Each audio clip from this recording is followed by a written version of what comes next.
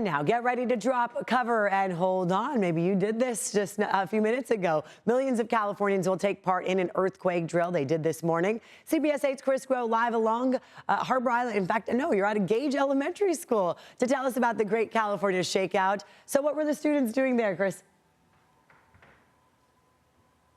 This is a great opportunity for the students for a number of different reasons we'll get to in just a bit. But first off, to be able to practice this, of course, the drill, making sure that they're able to put themselves in the best position in case anything like a 7.8 magnitude or worse were to strike. And that's exactly what the Great Big Shakeout, the Great Shakeout as it is called, is meant to give us a chance to actually practice when these potentially life-threatening instances of natural disasters can happen, to try to save lives. And we were able to be in a classroom. There's actually a Spanish immersion class that was going on throughout the day as normal when this at 10:17. They went ahead and made the announcement this drill was going on. And so what they did is what many people across San Diego, across California did, which is drop cover and hold on. They got underneath their desks.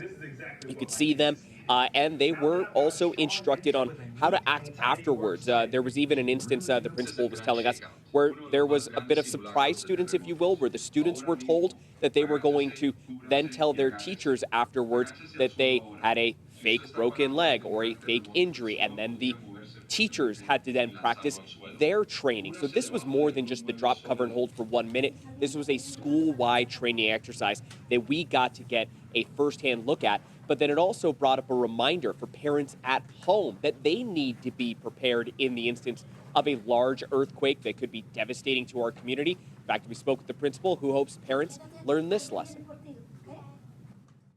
Oh, I would love for the kids to teach their parents that being prepared and knowing what to do. So hopefully they'll go home and talk to their parents and say, now, what's our plan at home if something happens? Do we have a plan? Do we have a spot that we're going to meet?